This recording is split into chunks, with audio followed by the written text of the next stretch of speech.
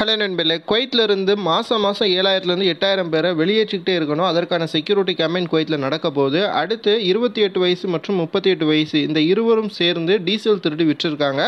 இவங்கள் குறித்தும் பார்க்க போகிறோம். குவைத்தினுடைய பல முக்கியமான தகவல்கள் இந்த வீடியோவில் இருக்குது. வீடியோ முழுவதுமாக பாருங்கள். முதல் செய்தி, குவைத்திற்கு வேலைக்கு வந்த ஒரு வெளிநாட்டவர் பஸ் டிரைவராக இருக்கக்கூடிய நபர், கிட்டத்தட்ட 38 வயசு அவருக்கு இருக்கும் அப்படின்னு சொல்லப்பட்டிருக்கு. இவரும் இன்னொரு நபரும் சேர்ந்து டீசலை திருடியிருக்காங்க. அவங்க போகக்கூடிய சைட்டில் இருக்கக்கூடிய ஆயில் வெல் இந்த இடத்துல இருக்கக்கூடிய டீசலை தான் இவங்க திருடியிருக்காங்க. கிட்டத்தட்ட 200 லிட்டர்லேருந்து 300 லிட்டர் வரைக்கும் இப்போ வரைக்கும் திருடியிருக்காங்க அப்படின்ட்டு ஒப்புக்கொண்டிருக்காங்க அப்படின்ட்டு சொல்லப்பட்டிருக்கு.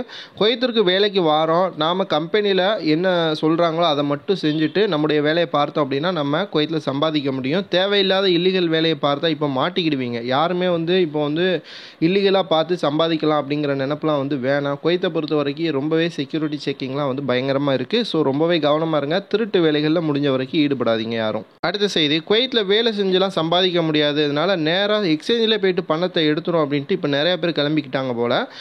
ஃபிண்டாஸில் ஒரு எக்ஸ்சேஞ்சில் இந்த மாதிரி பணத்தை திருடிட்டு டாக்ஸி அந்த வழியாக வந்த டாக்ஸியில் துப்பாக்கியை காட்டி மிரட்டி அந்த டாக்ஸியையும் எடுத்துகிட்டு போயிருக்காரு. அங்கே இருக்கக்கூடிய சிசிடிவி ஃபுட்டேஜ் எல்லாத்தையும் எடுத்து அந்த நபரை அடையாளம் காணப்பட்டு தற்பொழுது அவர் கைதும் செய்யப்பட்டுட்டார். குவைத்தில் இந்த மாதிரியான சம்பவங்கள் அடிக்கடி நிகழ்வது குவைத்தினுடைய போலீஸ் துறைக்கு ரொம்பவே சிக்கலாக இருக்குது. விரைவிலேயே இந்த மாதிரியான நபர்கள் கடுமையான முறையில் தண்டிக்கப்பட்டு மக்கள் முன்னிலையில் நிறுத்தப்படுவாங்க அப்படின்ட்டு சொல்லப்பட்டிருக்கு. அடுத்த செய்தி, குவைத்தில் பொது மன்னிப்பு போட்டு நிறைய வெளிநாட்டவர்கள் சொந்த நாட்டிற்கு போயிருந்தாங்க. ஆனாலுமே நான் போகமாட்டேன், இங்கே தான் இருப்பேன் அப்படின்னு சொல்லி நிறையா பேர் இன்னுமே குவைத்தில் இருந்துகிட்டு இருக்காங்க. அவங்களுக்கு குடும்பம் குட்டிலாம் இருக்கா இல்லையா, அவங்களுக்கு ஊருக்கு போகணும்னு என்ன இருக்கா இல்லையா அப்படிங்கிறதே தெரியலை. இதனால் குவைத்தினுடைய உள்துறை அமைச்சகம் என்ன முடிவு பண்ணியிருக்காங்க அப்படின்னா, டெய்லி இன்ஸ்பெக்ஷன் நடத்துங்க. மாதத்துக்கு ஒரு 7,000லேருந்து 8,000 பேரையாவது பிடிச்சி ஊருக்கு அனுப்பிக்கிட்டே இருங்க. கிட்டத்தட்ட 1,00,000க்கும் அதிகமான நபர்கள் இன்னுமே குவைத்தில் இல்லீகலாக விசாவை ரினியூவல் பண்ணாமல் விசாவே இல்லாமல் நிறைய பேர் இருக்கிறாங்க. அவங்க யாருமே குவைத்தில் இருக்கக்கூடாது.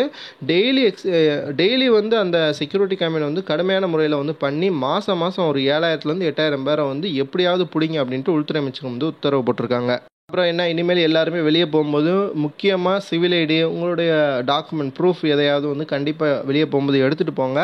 ஏன்னா செக்யூரிட்டி செக்கிங்க்கு நீங்கள் ஒத்துழைப்பு கொடுத்தா மட்டும்தான் இல்லீகலாக இருக்கக்கூடியவங்களை விரைவிலேயே பிடிச்சி ஊருக்கு அனுப்ப முடியும். அதே மாதிரி ரெஸ்டாரண்ட் போன்ற இது வச்சுருக்கக்கூடியவங்க, உணவகங்கள் நடத்தக்கூடிய தமிழர்களும் சரி, மற்ற மாநிலங்களை சார்ந்த இந்தியர்களும் சரி, உங்களுடைய ஹோட்டல்களில் இந்த மாதிரி இல்லீகலாக இருக்கக்கூடியவங்க, விசா இல்லாமல் இருக்கிறவங்க, சம்பளம் கம்மியாக கொடுத்தா போதும் அப்படிங்கிற மாதிரி யாருமே வேலைக்கு அமர்த்தாதீங்க. அப்படி அவங்க பிடிபட்டாங்க அப்படின்னா உங்களுடைய லைசன்ஸும் ரத்து செய்யப்படும். ஸோ ரொம்பவே கவனமாக இந்த விஷயத்தில் செயல்படுங்க. ஓகே நண்பர்களே, இந்த வீடியோ உங்களுக்கு பயனுள்ள தகவலாக இருக்கும் நம்புற. வீடியோ பார்க்குறவங்க சேனலை மறக்காம சப்ஸ்கிரைப் பண்ணிக்கோங்க. இந்த வீடியோ உங்களுடைய நண்பர்களுக்கு ஷேர் பண்ணி விட்டுட்டு வீடியோ மறக்காமல் லைக் பண்ணிக்கோங்க.